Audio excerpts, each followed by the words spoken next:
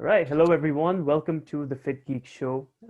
Today we have a very special guest all the way from New York City, Right. John Joseph, who is also an original singer of Cro-Mags and Bloodclot. He is a 12-time Ironman, two-time Kona Championship participant, and he's also a Bhakti Yoga practitioner. So thank you so much for joining us today, John. I'm really excited to have you on. Oh yeah, thank you. It's my pleasure to finally link up. We've been trying to make this happen for a Yeah. while, but Yeah, I've just and been busy. I oh just yeah, raced in in in Mexico, right? I was Mexico. following your Instagram. Yeah, and also I was having to finish an edit on this new book that's coming out. So amongst everything else in life. So Okay. but I Yeah, yeah, wanted to yeah. make time. Thanks for having me on. Yes, and speaking of that, you're also an author, and you've written three books so far.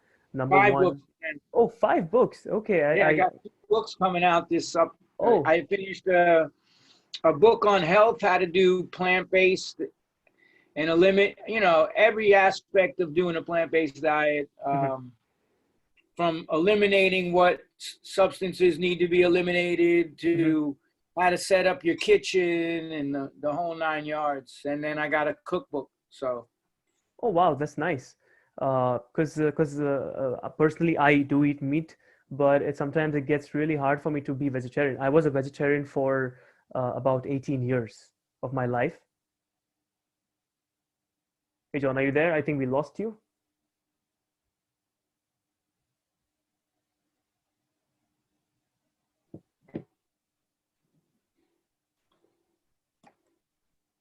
Oh yeah, now you're back. sorry, I lost you there, Yeah, but now, I yeah. didn't I didn't hear most of what you said. Is Yes, I used to be a vegetarian for 18 years of my life because of my family being Hindu and the tradition of being vegetarian in my family. So we are also Krishna followers and not exactly Iskcon or Bhaktivedanta philosophy, but some other Krishna philosophy. So Yeah. it's great to hear from you. And so the books that you've written so Yeah, I far. mean, I practice, the diet of ahimsa. I don't try. I grew up in a world of violence, and Mhm, I'm not trying to cause unnecessary harm or violence to other living entities, especially on my plate, which it's been proven scientifically we don't need meat to survive. So mhm. I think, you know, I just Yes. eliminated it 40 years ago, and I'm 58 and still grinding every day. So, you Wow, know, 40 years ago you left meat. yeah, I stopped eating meat at the end of 1980, like going into like 81. So, yeah, it's Mhm. going to be 40 years coming up now. Oh, that's great. So since you mentioned that you grew up in an environment of a lot of violence, how did that shape you as an athlete, and what was your experience like that Shape me as what? I'm as an sorry. athlete, as an Ironman? Uh, well, I grew up, my father was a professional boxer Okay. in New York and trained under Customato over here at Gramercy Gym, who Mhm. trained Floyd Patterson and all the world champions. So, he was very violent and alcoholic, and Okay. that broke up the family. We ended up in bad foster homes, and I ended up going on the streets and in New York City at 14, 1976. And Mhm. after 2 years, was getting in trouble, selling drugs and doing stupid things. And Mhm. I ended up going to lockup. Uh, Back then, juvenile prison was 21 and under. So Okay. I went to Spofford in the Bronx and then uh, upstate for 21 months in a lockup. Mhm. And, being young, they really forced the idea of staying active and Mhm. sports programs and stuff, like. So I was big in that. I and, other stuff to keep busy, and realized, that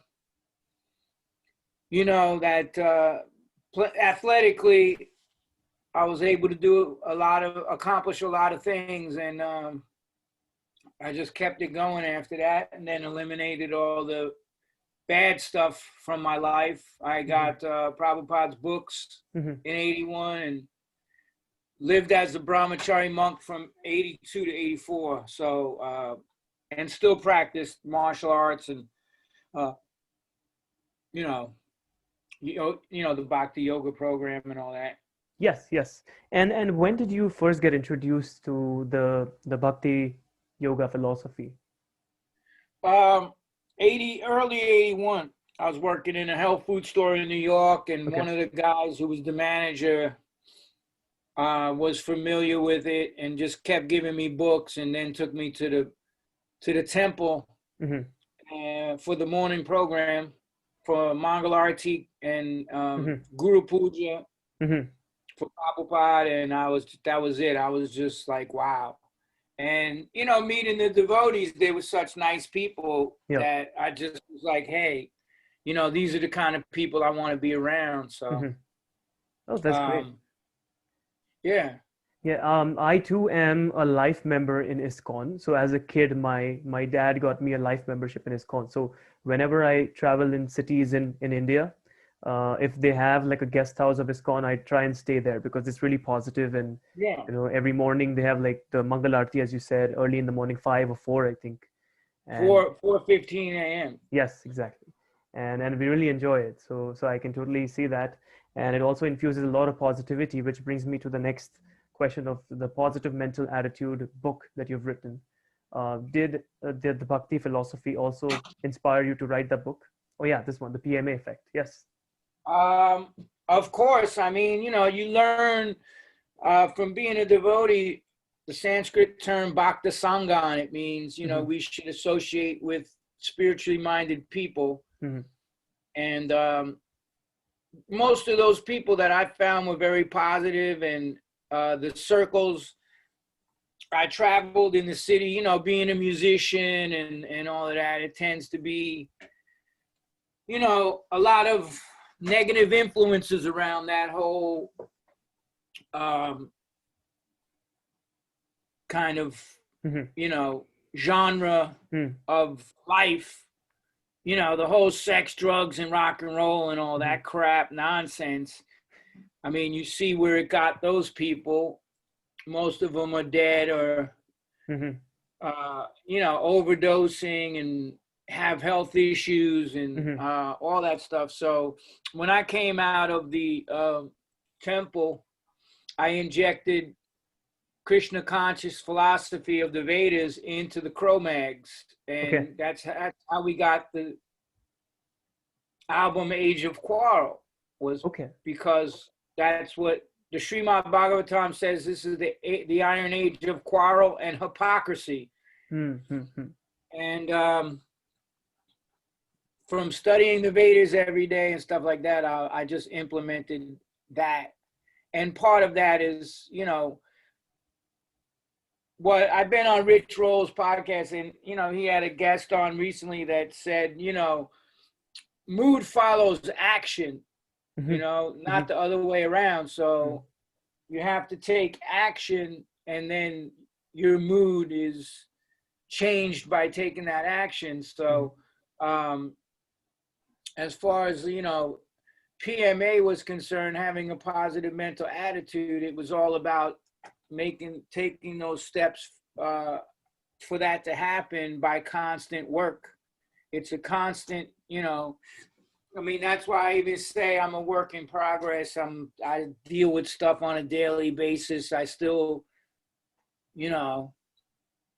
have meltdowns occasionally. Of course. Get angry. That's part of life, but you have to learn to recognize it and then take the steps to get out of it. And, somebody asked me, do I ever get depressed? And I'm like, never.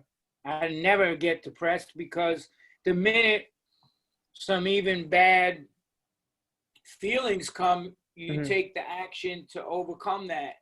And That's, they got so many people on these medicines now. Yep. Oh, I had a string of, a month of bad days, and they think that the answers to all their problems are found in prescription bottles, and it's not. True. You John, for some reason your video has frozen. Oh, now it's back. Now it's back. Okay. Yeah.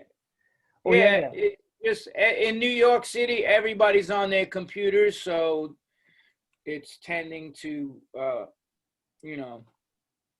mess with the signal a little bit. Oh, that's completely fine. Technology has its own downsides. It's fine. Yeah. And yeah, you correctly said that a lot of people, especially in the States, are on prescription drugs, and that is also increasing in India. Yeah, because the pharmaceutical companies are running everything. The pharmaceutical companies are running the media, especially now what we see going on. That's a whole nother issue. Oh, yeah. But, I see you're pretty vocal about the COVID scenario on your Instagram. Well, there's the fear mongering, and then there's these statistics, and the numbers don't lie what's going on, and I can just tell you dozens and dozens of people I know had relatives die of other things, and they listed it as COVID. You have to understand something. Disease is a business, right? True. And hospitals are making money off of this, left, right, and center. The pharmaceutical companies, I think something like $37 billion they're going to make off of this vaccine now. And, I won't take it. I don't need it. I don't tell people what to do. Correct. That's on them. But, I've invested 40 years into my immune system of eating right and a positive attitude. It's proven that too much stress causes disease too. It releases cortisol in the body, the stress hormone. Absolutely. So, it's like training a special forces soldier, right? Some of those guys, and I'm friends with a lot of them, they'll train for years before they ever see combat. So I've put all this work into my immune system, and now that things are happening like this is, there's going to be the next respiratory disease, which is what this is. And, I'm not going to take some drug for that. I let my immune system, I take my herbs. I'm very much into the Ayurvedic system of medicine. And, I mix that with, a lot of the food and stuff, the plant-based organic. I avoid drinking, smoking, all of that stuff, and exercising regularly and meditating. I chant Hare Krishna every single day. If I don't, then the effects of the Kali Yuga are going to take over. Yes. That's what Prabhupada said. Prabhupada said, Prabhupada, the Beatles' friends had a house. He was friends with George, and that was haunted outside of London by ghosts, and very bad, and they said, Prabhupada, can you come and chant? So Prabhupada went and chanted in the house, and the bhutas, the ghosts left. And Prabhupada said, now you must keep chanting or they will come back. So it's like that. If you don't chant Hare Krishna every day, you try to follow the regular principles, you offer your food, you read, then the effects of Kali Yuga are going to get you. That's why I'm vocal about what I see going on, because there's an agenda being pushed, but at the same time, I'm also pushing the P.M.A. I'm also telling people, listen, read these books, read the Bhagavatam, read the Srimad Bhagavatam, read the Ishopanishad, read Bhagavad Gita as it is. That's where the answers are. True. And that was I posted something from Prabhupada today that the real problem starts when people forget that they're the spirit soul. And that's more powerful than anything in the material world. And even the influences of the Kali Yuga. So, you know, I just became a certified life coach, so I'm getting into that too. And I think a lot of the answers to people's problems are, I went through the school of hard knocks, so to speak, for most of my life. So I think, like, you know, I would go to juvenile prisons and high schools in New York City because people would want me to speak to the kids. Correct. The fact of the matter is, not just kids, but even adults. The way you get through to people is that you have empathy for what they're going through because you've been there. And I struggled with addiction and all kinds of stuff throughout my life. And even the kids in the schools and the prisons that I went to, it's like they're not going to listen to somebody with a PhD just because they have a PhD. And they can't connect with them. I'm like, yo, I've been there, done that.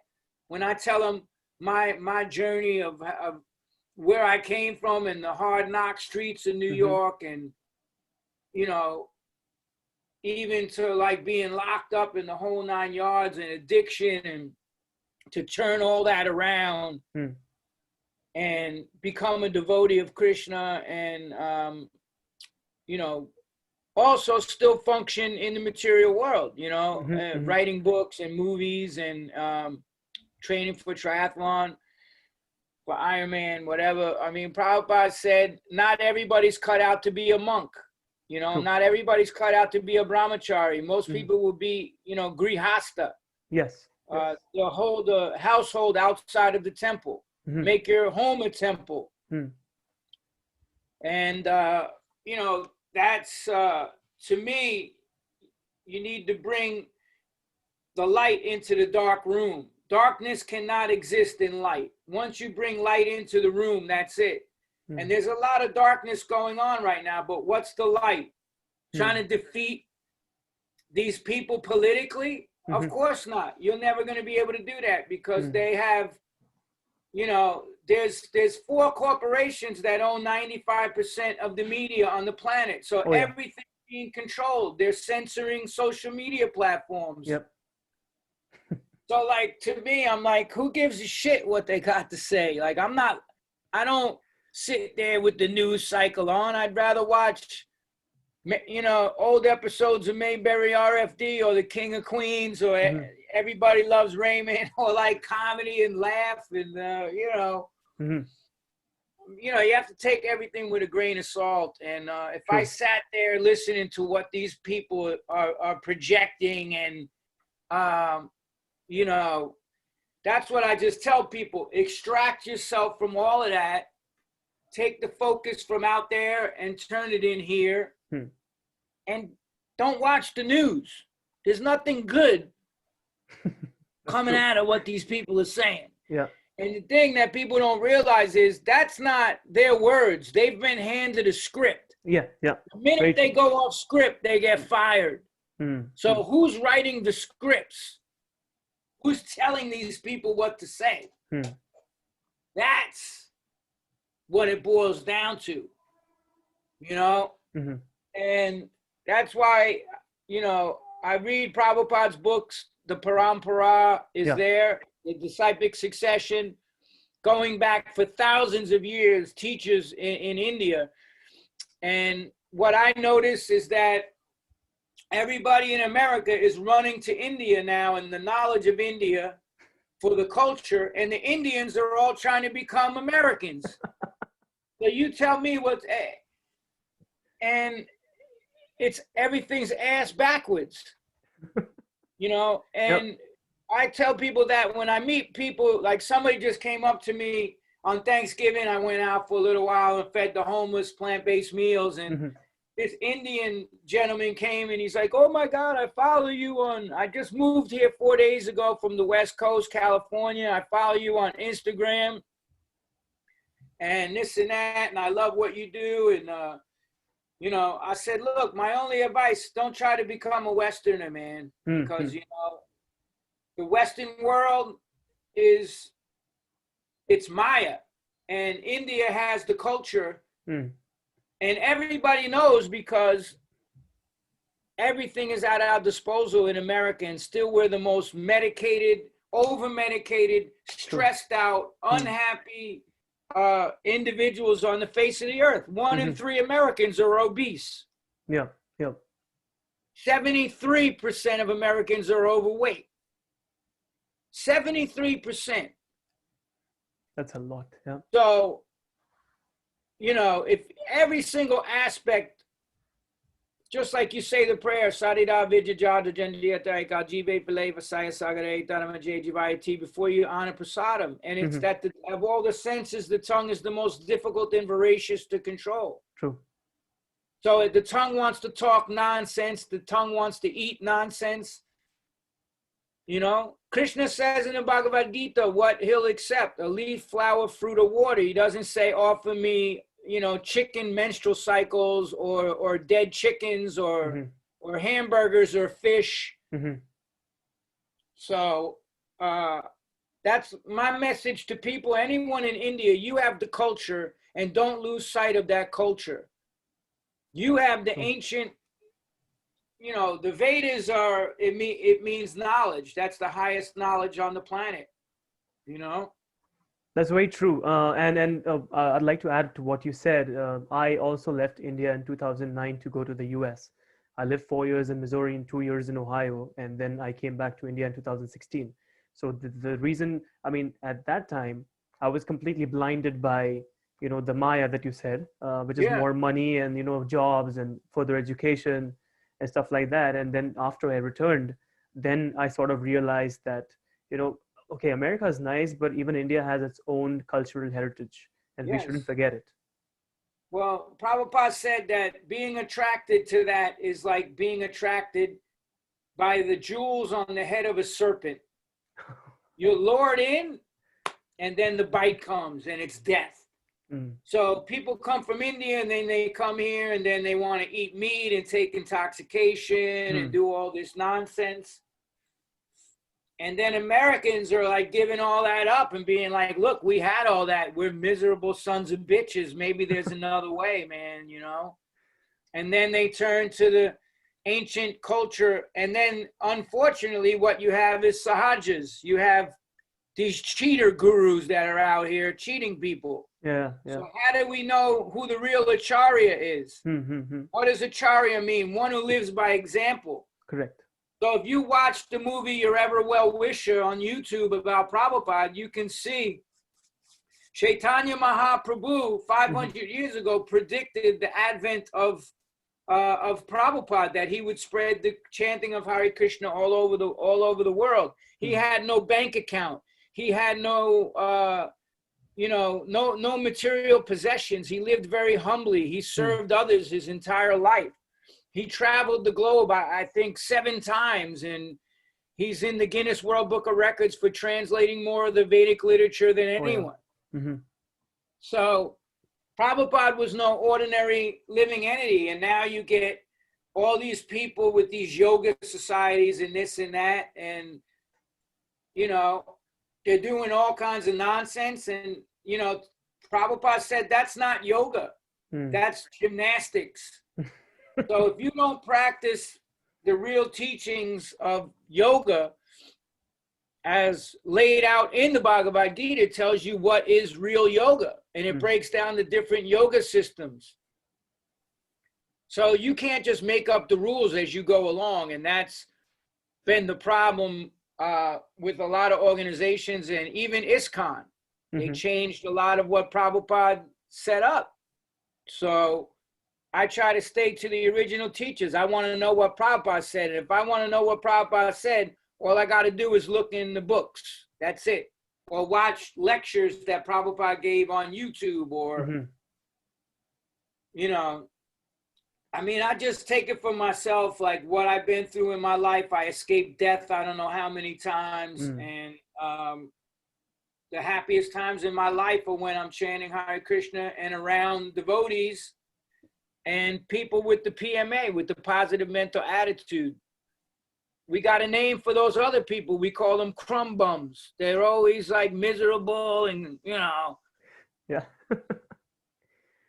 And yeah, I mean, that's so true. You said different forms of yoga are being developed without authenticity. I'm completely for that, because not just the West, even here that's starting. In the West, at least in the US, I saw there's something called beer yoga that started. People drink beer and do yoga together.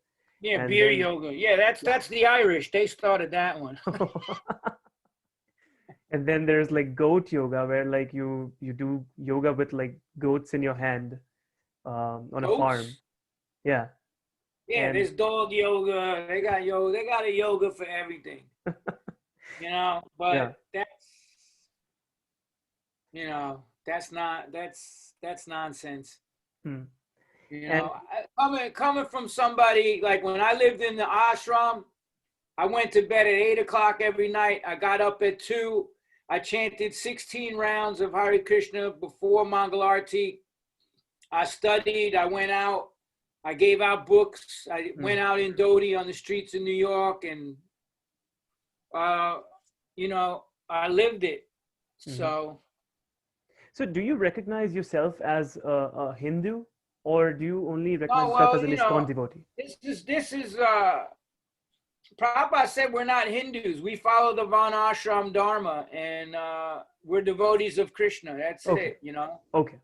Like Prabhupada said, a dog has a collar to remind the dog who the master is. That's why I wear Tulsi beads. This is my reminder Yeah. that first of all, I'm a dog. And second of all, who's my master is Krishna and Prabhupada. So, you know, actually that term Hindu came because devotees were meditating on the Hindi River, and then the Muslims were the ones who called devotees Hindus. But if you look back to the ancient Vedic civilization and you read Bhagavatam, which is tens and thousands, I mean, Bhagavatam goes back to the Treta Yuga, the Satya Yuga, the Dwapara Yuga. You don't see any mention of the word Hindu. So this is something that's come around in the last, you know, say whatever, couple thousand years. But yeah, it was only after the invasions in India. Krishna was present on the Earth planet 5,000 years ago. He spoke Bhagavad Gita in Kurukshetra, and you will not find any mention of the word Hindu in any of the shlokas of Bhagavad Gita. Yeah. But you will find Varnashram Dharma and Vaishnav, the Vaishnavism, and Krishna says, Tesham satati yuktanam bhajapam pritipurvakam dadami buddhi yogam tam yena mamupayante te, that those who worship me with love and devotion, I give them the intelligence by which they can come to me. So everybody's trying to make the material world, the prison house, a nice place. The material world is never going to be a nice place. It's not going to happen. We don't belong here. And Prabhupada said you have to treat it like a bathroom. You do your business and get out. You don't sit around hankering and hanging curtains in the toilet stall and put a TV. I guess some people do these days because of what they're eating. They can't go to the bathroom for 2 hours. But you know, there was a lot of, you know, Prabhupada's wisdom in the P.M.A. effect. Okay. So, and just, you know, there's also, you know, life stories and lessons from other people. Everybody could be a teacher. Even the homeless person on the street can drop wisdom on you. You know, you know, and to me, Prabhupada said, it's better to be an honest street sweeper than a charlatan spiritualist. True. And it's like, you know, not just in that culture, you're seeing a lot of hypocrisy because that's what Kali Yuga is, the Iron Age of quarrel and hypocrisy. You're also seeing it with the politicians. They're telling everybody in New York and all around the United States, this is what you have to do, but they don't do it. So nobody knows what is and what is not to be done. True. So how do we find out what is and what isn't to be done? Guru, Sadhu, and Sastra. The Guru's teaching, the Sadhu is the wise man, the Sastra is the Vedas. Mm-hmm. So if I have an issue, all I got to do is pull up my original version of the Bhagavad Gita. This is the pocket version. You can't even get these anymore. Mm-hmm. And I just say, okay, well, what does Krishna say about that? You know? Mm-hmm. And It's amazing what does that Prabhupada say in the purport? Mm-hmm. Everything is explained. So there's no need for mental speculation, you know? It's amazing that you know so much more about the Krishna culture than a lot of Indians. And I'd like to add to this conversation that I came across your profile first when I was on Joe Rogan's page on Instagram. Yeah. And you were the one who was explaining about Ganesha to all the commenters. Yeah. Yeah.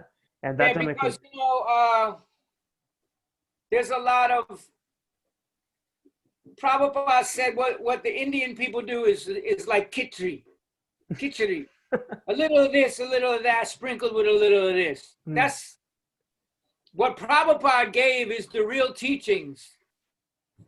You know, what did Lord Shiva say? Lord Shiva said worship of the demigods is for the less intelligent. The highest worship is worship of Vishnu. Even higher than that is the worship of Krishna, the all-attractive person. So if I have a plant in my house, I don't water the leaves and the branches, I water the roots of the, so when you worship Krishna, all the demigods are satisfied. Indra, every Brahma, Shiva, Ganesh, every demigod is pleased. And to give the analogy, if somebody offers me $1,000 or $1 million, what am I going to take? I'm going to take the $1 million because the $1,000 is already included in the $1 million. Yeah. So, you know, Prabhupada told us, get the farm communities together, become self-sufficient, all of this stuff. He said, in the future, the cities will be empty. People will flee from the cities. And, you know, there was so much good wisdom to be had from what Prabhupada said. And not just, you know, offering lip service, but actually applying it to your life. That's the difference. You get a lot of people talking and putting on a big show and, you know, do they take action? You know, that's the question. Yep. So, you know, the only reason that I tend to be more versed in things of the Vedic culture and the scripture is because I follow Prabhupada. And Prabhupada gave the purest form of that. And his spiritual master, Bhaktivedanta Saraswati, they called him the Nrsimha Guru in India, the lion guru, because he called out all the cheaters. Every day in India, there's a new person calling themselves God. Oh, yeah. And scamming people. And it's a big hustle. You know, spirituality is a big hustle too, just like anything else. But I feel that when you cheat people spiritually, that's the worst you can do to somebody, because you can rob somebody's money. But if you cheat them out of like their spiritual life, that's a terrible thing to do. By, you know, you have to be very careful. True. And John, so when did you first start running Ironmans? I mean, participating in Ironman? Well, I did my first one at 50 years old in 2012. Okay. And I, you know, like I've always bike raced, been on my bike running, able to swim 2-3 miles whenever I, you know, and in the gym, the 80s into the early 90s, I got into martial arts a lot, you know, just because the streets were crazy in New York. And which martial arts do you practice? I studied with Ron Van Cleef for a while, and then just picked up. Take him in the other room, please. He's crying. All right, and then my dog. I know. I see him all the time on Instagram. He's awesome. You have to be. Get up. Yeah, come here. What's his name? You have to be. Get up here. Who's that? What's his name? But I learned things from just different teachers and stuff. Stuff that's applicable to the streets. Mm-hmm. I box still in a little Muay Thai and, Okay. Using elbows and knees and, but I just was never into the politics of the schools, so I Gotcha. Okay. And then when I got into, Ironman, I just found like, all right, I've been fighting my whole damn life. I don't need to go to a school to learn how to fight. I'm trying to be a peaceful person. Mm-hmm. I already know how to fight. So let me fight Maya. Let me fight ignorance. Let me fight, this other stuff. And, but yeah, I started, my first triathlon was an Ironman right out of the box. So I never even did a sprint triathlon. I just went right from like August 11th, 2012, the New York City Ironman was my first one. And I just kept going after that. So I'm aware that the Ironman is a really tough and grueling race. It also depends from person to person according to their training, but I'm sure there comes a point when the body does not want to go forward, but the mind is the only thing that you have left.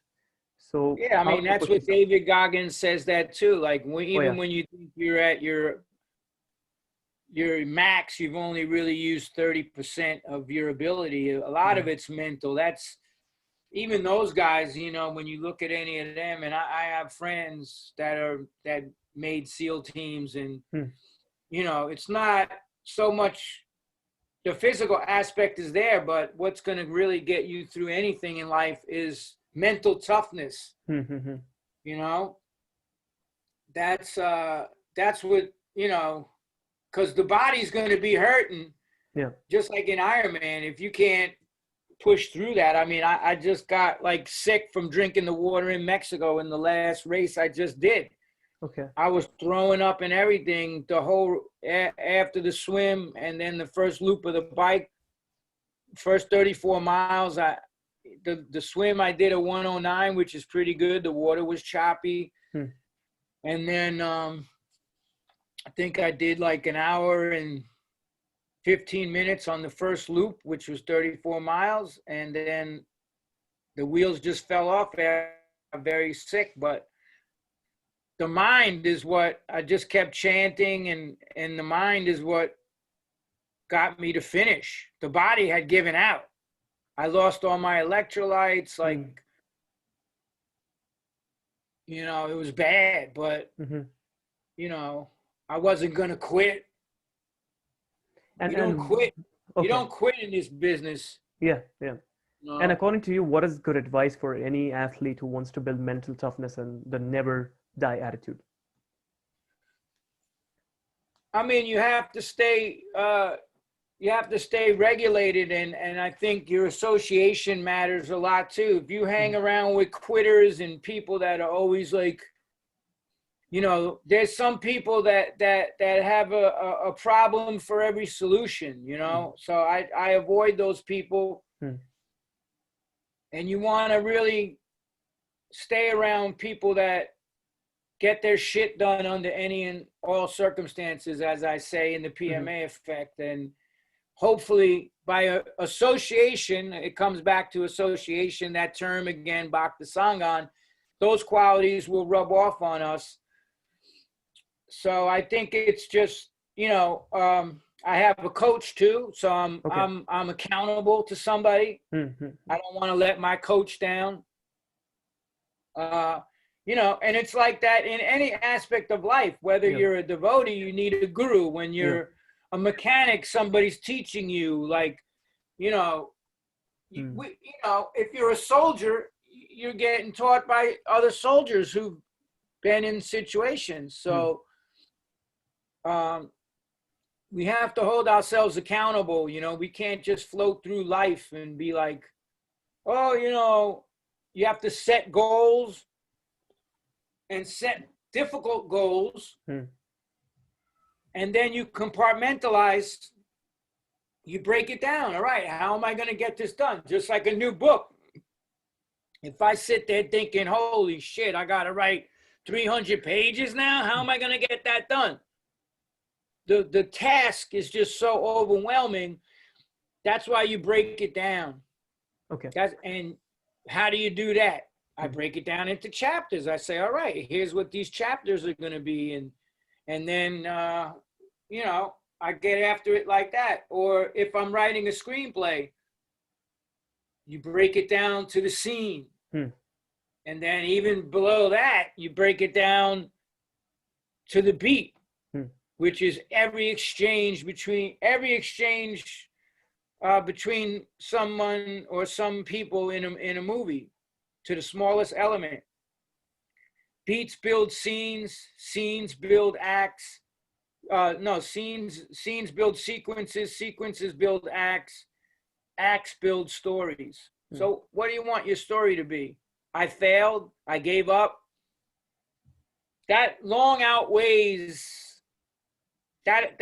I mean, I DNF'd in one race, and that was Florida. Did not finish because I didn't prepare properly. It was 38 degrees that day. I got hypothermia.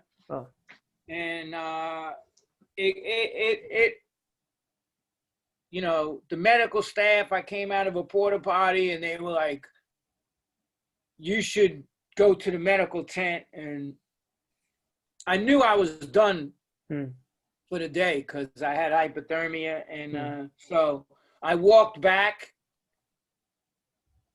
from off the course back to my hotel, and, you know, and it was very, you know, it was a kick in the balls. And my friend was deployed at the time in Iraq. He's a Navy SEAL, and he says he would always write me about my training because, you know, giving me tips and stuff like that. And he goes, oh, how did the race go? And I said, man, I got hypothermia and I didn't finish, man. And he goes, he just gave me the sauce right away. He goes, that's on you. You didn't prepare. If I go into combat and I don't have my gear, then I'm letting everybody else down. I'm putting lives at risk. So you should have looked at the weather. You should have known every aspect of that race. And then he told me, get back on the horse. Don't let that failure define you. Now here's a guy that got sipe when he went to Buds to train, and it's swimmers. It's a disease where your body absorbs so much water that you can die. And his head swelled up like a medicine ball, and he almost died. And he went right back to training, and he went right back and went to the next Buds class, went right back to Hell Week. So when somebody like that is telling you what you need to do, then you listen.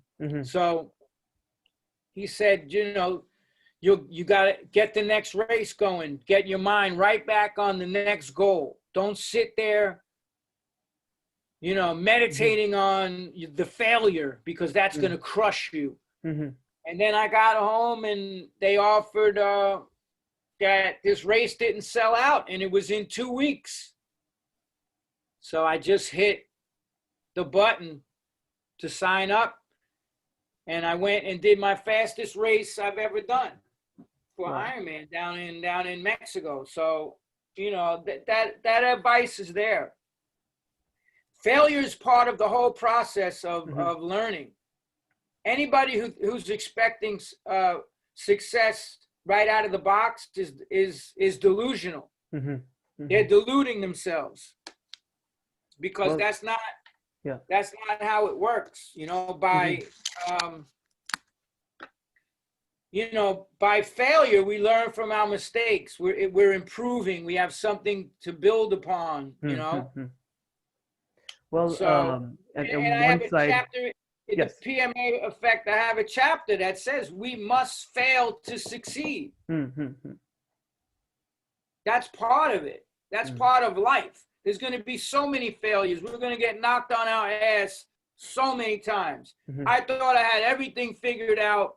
I lived as a monk, and then some things went down in my life in '87. My band member robbed me, all this, robbed the band, and I spun out, and I ended up from '88 to '90 being addicted to drugs and alcohol very badly. So, you know, there's, you know, giving up is something I don't do, you know. Well, that's awesome advice. There's a difference between slipping up and giving up. Everybody slips up. Correct. You know, some of the best fighters in the world didn't become the best fighters in the world till they got that first loss. And then you see where people are really at. Anybody could wear a mask and put on a big show that they got their life together. But my writing teacher said, let's put some pressure on that person and see where they're really at. Because the only true revelation of character is under pressure. That's what, you know, that's what really defines what a person truly is. True. Anybody could act, and I've seen it. I've seen people, Om Shanti Haribo, and then like the pressure comes on and they're like, fuck you, mother. You know, it's like, you know. True that. Yeah. And like I said, I still have my moments of raging and wanting to fuck people up, but I got to pull back on that because that's not the answer to things, and it gets you in a world of shit. True. Luckily, I got a girlfriend who always reminds me of that. Stop being an asshole. Awesome. You don't surround yourself by enablers, man. You surround yourself by people that call you on your bullshit. True. Also, John, so how has turning vegan helped you perform better in Ironman competitions? Well, you know, vegan doesn't really tell me what a person eats. It tells me what they don't eat. And you get vegans eating donuts and potato chips and deep fried shit all the time and sodas, you know, just because it's vegan. I try to practice the whole food, plant-based, organic diet, non-GMO. I see what's going on in India with the farmers and what Monsanto's done over there. Yeah. And so I try to adhere to that diet so it helps reduce inflammation. You recover quicker. There's a lot of athletes. If anybody hasn't seen The Game Changers yet on Netflix, I definitely suggest watching that film. There's a lot of badass men and women athletes breaking world records right now on a plant-based diet. You know, the three questions that I say, I wrote this new book that's coming out. It's how to do plant-based the right way from A to Z, what to eliminate, everything, you know, how to set up your kitchen, like every single aspect.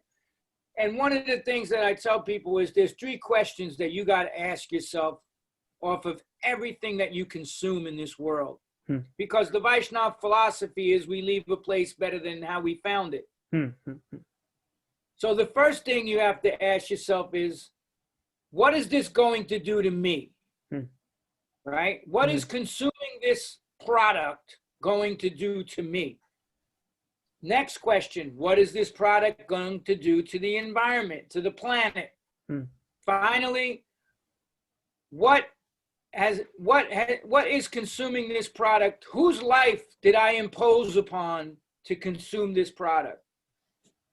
So the Vedas tell us that we don't act according to the senses. We don't let the tongue drag us down. We don't let the mind. That's why in the P.M.A. effect, I'm constantly talking about the enemy mind. that the mind, we should see it as our worst enemy in the conditioned state. Krishna says that. Arjuna says, it's more difficult, it's easier to control the raging wind than to control the mind. And what is Krishna saying? The mind is controlled by practice and detachment, by sadhana. So, if you think about it, the tongue is always trying to tell us the allurement of the senses in the tongue. You're seeing these commercials. Oh, wow. Man, that Burger King with cheese and bacon looks so good. But then the intelligence has to kick in and say, wait a minute, there's people dying of heart disease and cancer and all that stuff from eating that shit. The ones who were destroying the rainforests, which are the lungs of the planet, 1/3 of the planet's fresh water resides in the Amazon basin, and the Amazon and the rainforests are like the lungs for the planet. They're tearing them down to graze animals and to grow crops to give animals, genetically modified crops at that, with heavy pesticide use. So I don't want to support that. And lastly, look at the life of these animals, what they're subjected to. Like a life of pain and misery and torture. You're ingesting that. You're ingesting that, and it's affecting your spirit. It's affecting your karma. That's one of the things I said. The first change when I stopped eating meat was I felt this spark in my consciousness. Like I felt, the anger that I had off of like shit that was done to me as a kid, and just kind of being abandoned and left in foster homes and stuff like that. And then just being locked up, the whole 9 yards. It was a lot of anger involved. And I started turning the corner on that once I stopped eating meat. Something clicked. Okay. So that's the three things we need to ask ourselves. And what does buddhi mean? B-U-D-D-H-I. Buddhi means intelligence. Right? Tesham satatayutanam bhajatam pritipurvakam dadami buddhi yogam tam yena mamupayantate. Krishna's giving the intelligence.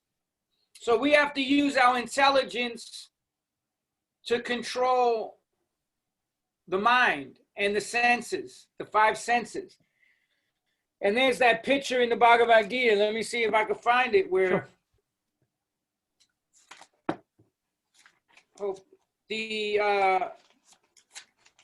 passenger is in the chariot, and they don't have it in this version. Okay.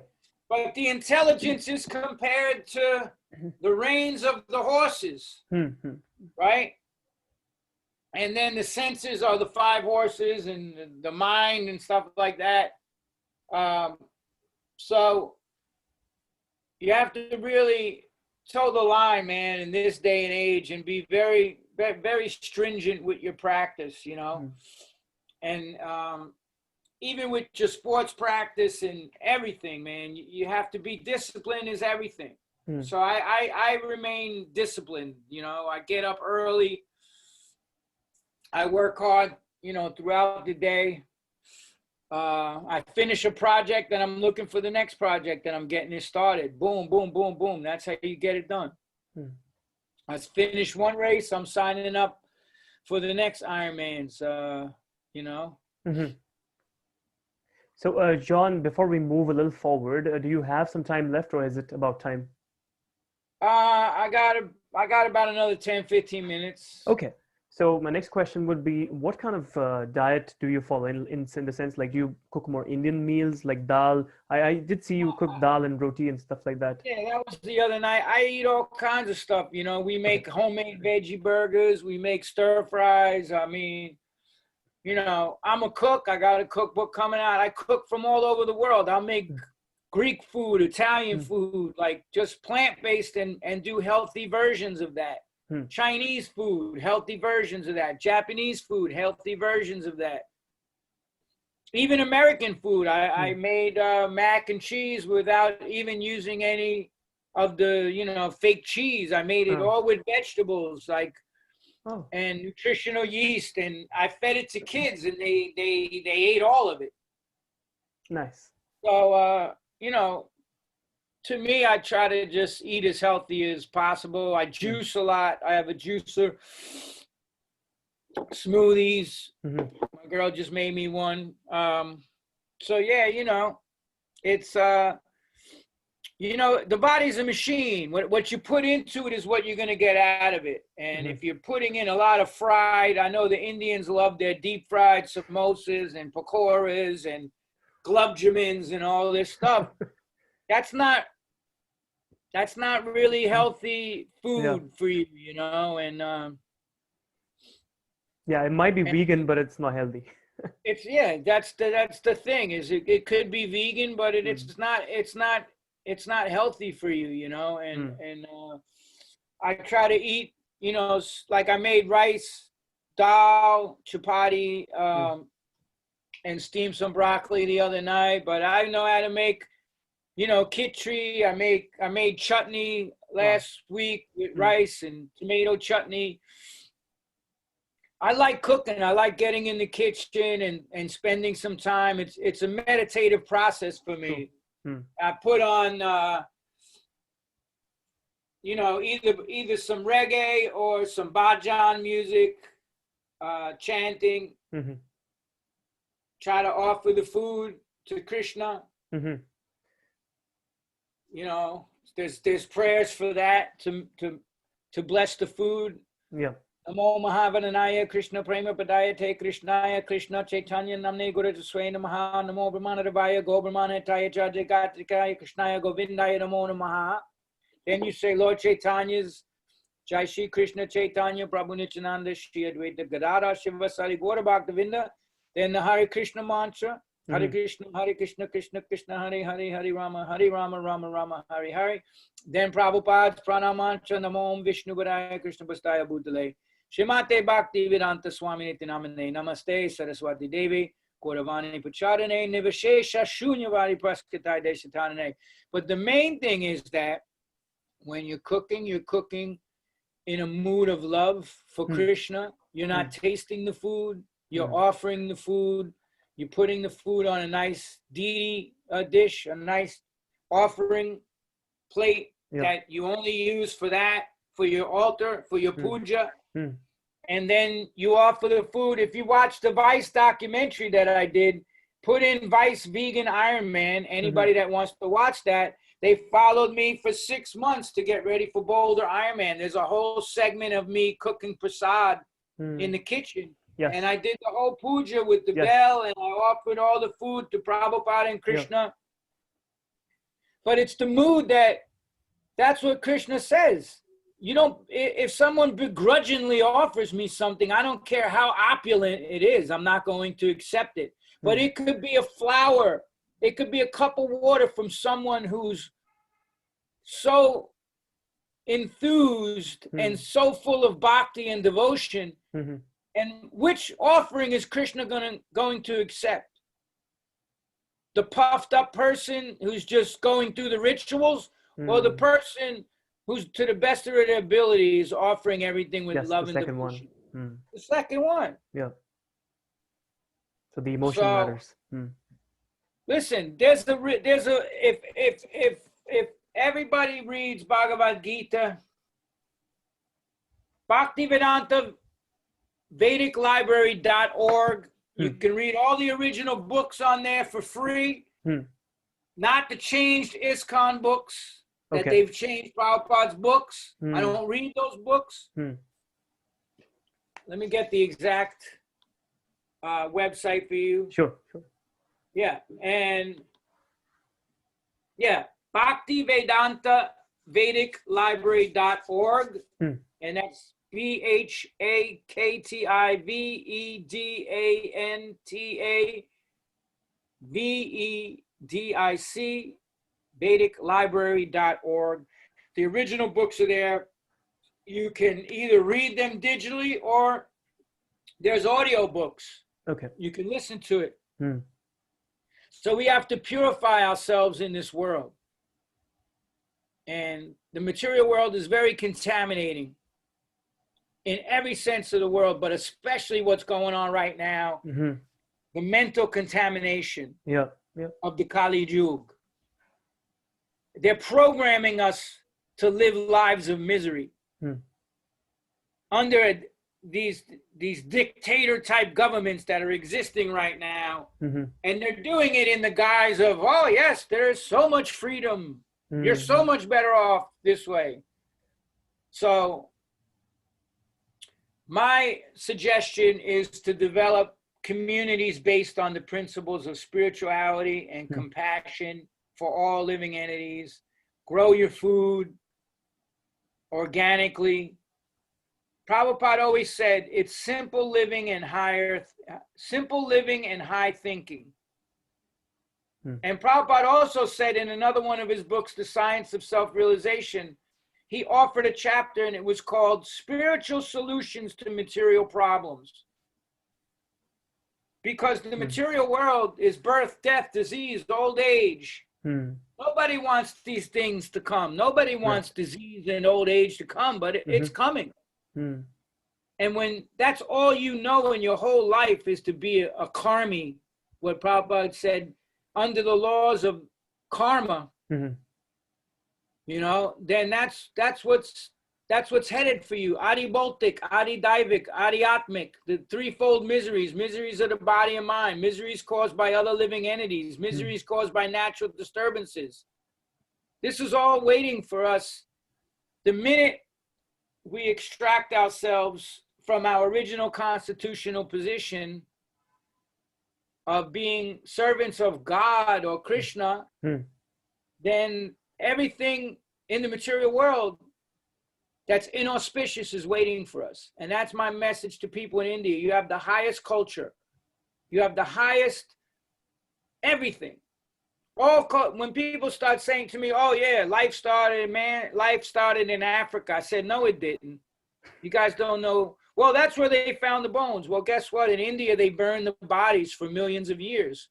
They just found remnants of Dwarka under the water. Yes. I pay attention to all of this, man. The Vedas tell you how to travel to any planet. You know, the mystic cities, Siddhis, everything, if you know, and there's people that are utilizing this knowledge for bad things too. Look what Hitler did. Hitler sent the SS to India to study, and the Gestapo. He turned the Vedic symbol the other way and made it a symbol of hate. The swastika. That's if you do fire yoga, you'll see that symbol is there, but Hitler turned it the other way. True. He took a lot of the science of the art of war from India. Even the Aryans, that term is a Vedic term. It means a society built on spiritually conscious individuals, and he made it something disgusting and ignorant.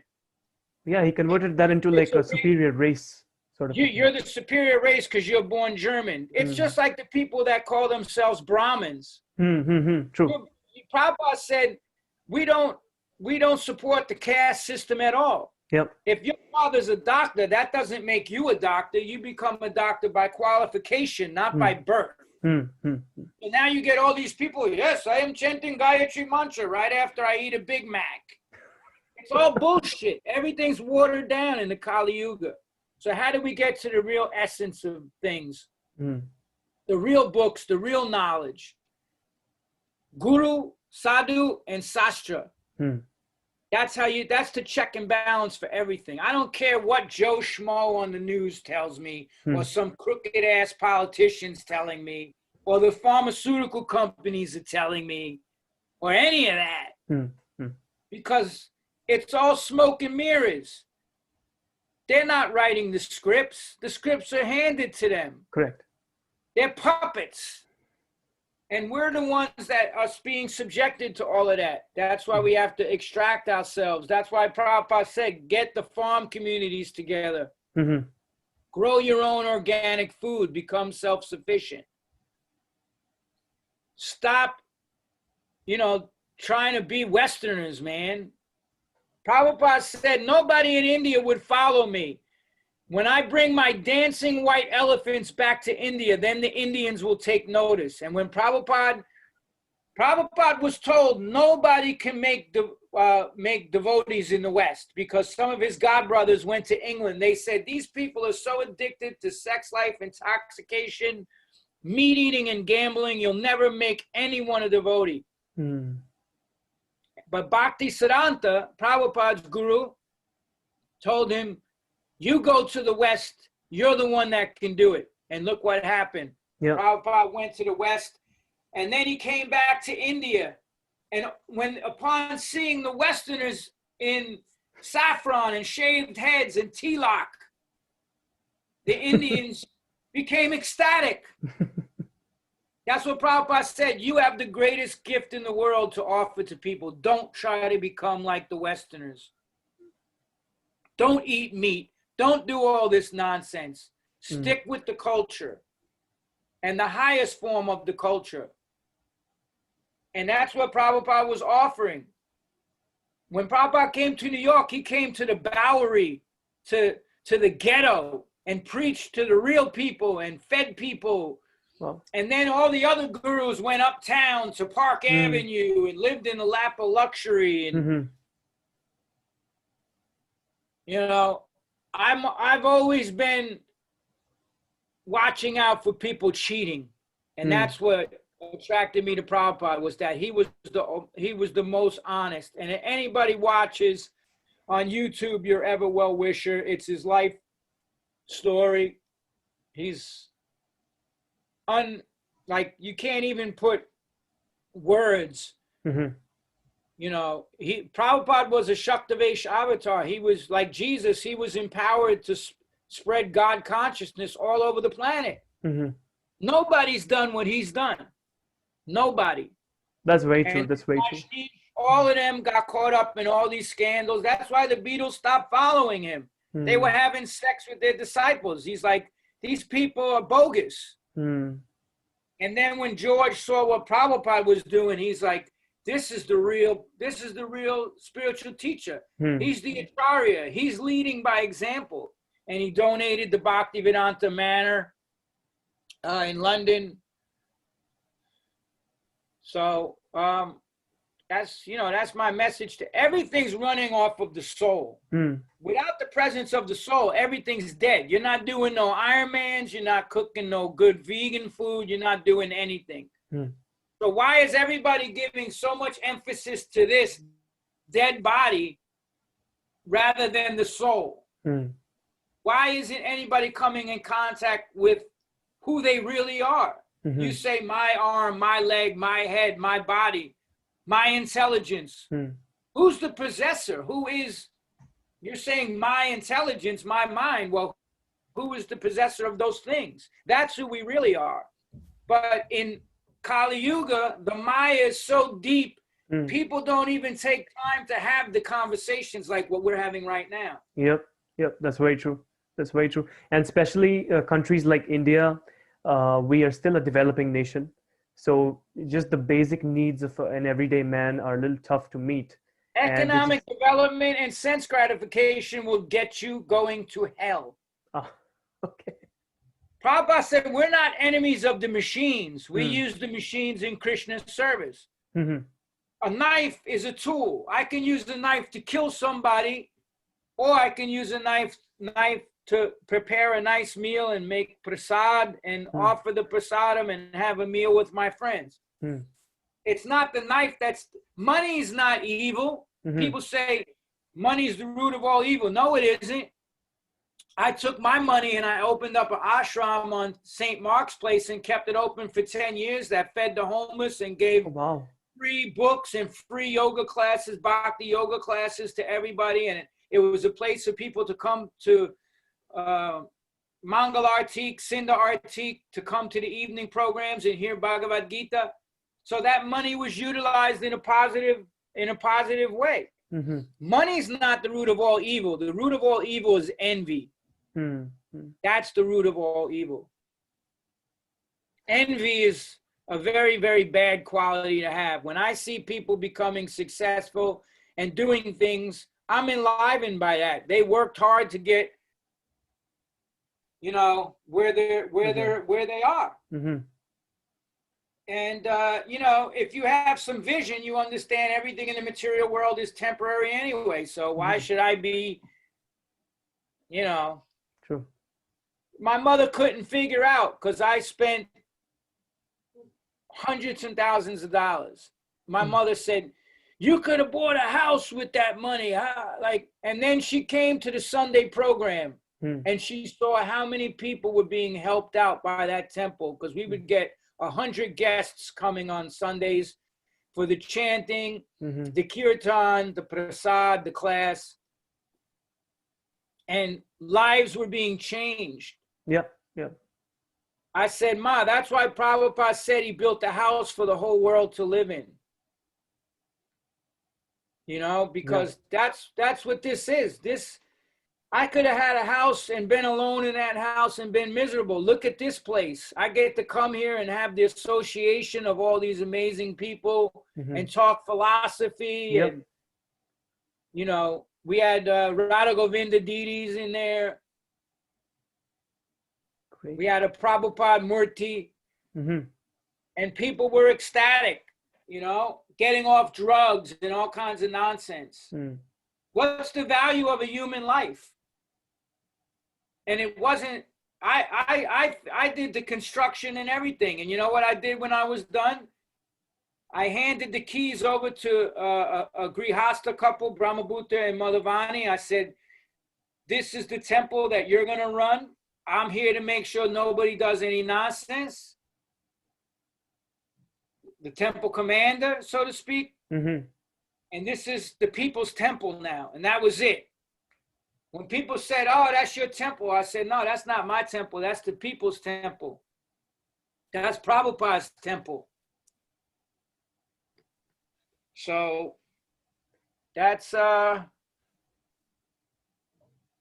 my message to everybody, because it doesn't matter how strong you think the body is, all of this, everything in the material world is temporary. What we carry with us is what's in here, even into the next life.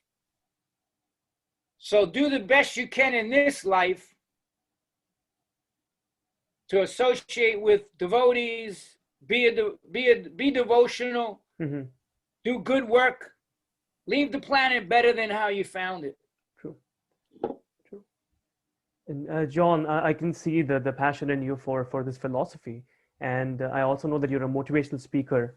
So where can anybody find your services or books, if you have any website? I'm going to be offering coaching services soon. I just got certified. I used the lockdown to write 2 books, to train for an Ironman, to write. I took a course to become a life coach. So yeah, my social media, I'll be starting group coaching as well as individual coaching. I'll be developing a coaching group. So the website will be posted, but you know, just you can follow me on Instagram. You know, if you put up my Instagram stuff and my Twitter, JJ Cro-Mag, John Joseph on Facebook, or John Joseph Cro-Mag on Instagram. And you know, I'll be posting up all that stuff. And I have an agent when I go out and speak, although all the speaking gigs have pretty much been shut down. You know, you can go spend an hour in the Walmart with thousands of people, but you know, 20 people are not allowed to socially distance in a room. I mean, they had to take these people to court because they tried to shut down people going to temples and churches and all of that stuff. So it's craziness. You know, we have to stay positive, and this is a real test for a lot of people. And like I said, if you're going to sit there and watch the repetitive news cycle constantly, then you're going to get sucked into the Maya. That's how they get you. Just extract yourself from that. You don't need to be following that 24/7. Where's that going to get you? True. But yeah, social media, and I'm always posting stuff on Instagram, and you know what I do. Yes. All right, John. So thank you so much for joining us today. Oh yeah, sorry it took so long, but Oh, no, completely fine. I completely understand that you might be busy and you were completing a few races and you have your own work as well. So not a problem. Thank you so much for joining us. It was a great lesson for all of us. Thanks for the reminder to all the Indian people that we are somewhere forgetting our culture and we need to get back to our roots. You have everything. Martial arts came from India. Yes. Yoga came from India. Even the plant healing, the power of plants, Ayurvedic medicine came from everything's come from India. Yes. And so don't forget your culture. And the thing is, this is why I do these, because if even one person is helped, yes, I would appreciate if you can post a link to read Prabhupada's books. Yes, for sure. Yes. And even if one person is helped, like I said, how do you put a value on a human life? I just had somebody write me today and say that their fiance took his own life. Okay. And then she wishes that he would have been able to read the P.M.A effect, but she didn't know about it until after he died. And somebody said to her, you should read, because she got depressed because her fiance committed suicide. And somebody said, you should read this guy's book. And she wrote me today and said, I wish he would have read this book because he was a fan of your music. And I really feel if he would have read this book that he might have been able to push through what he was going through. And a lot of people are going through it right now because they're isolated. They're, but that's where the training as a monk, I value that time by myself. You can use that time by yourself to advance yourself, or you can spin into depression. Don't let that happen. Utilize the time alone to better yourself now. That's what it takes. Well, hopefully there's someone out there that needed to hear what we talked about. Oh, yes, for sure. There are quite a lot of people looking forward to this conversation. And I give you all the best of luck and best wishes for the good work that you're doing. I'm sorry? Same to you. Oh, thank you so much. Thank you so much. Spreading a good message out to people, and I appreciate you taking the time to make it happen today. Thank you. Thank you so much. And I hope you and your family remain safe. Hare Krishna. Hare Krishna. Hare Krishna. We will be chanting Hare Krishna. All right. And watch a movie. If you guys haven't seen it, go on forksovernKnives.com. Okay. And watch the movie. And then the head chef for all of the recipes of Forks Over Knives is Darshana. She's from India. Oh. And her parents are devotees. Okay. And she makes incredible meals. And she's a wonderful person. That's Brian's fiance, Brian Wendell, who did the movie. So they're friends of ours. And, she has a whole bunch of Indian recipes as well that you can do plant-based. Oh, great. I didn't know that. I'll check it out for sure. Yeah. Okay. Okay. Thank you so much. Thank you very much.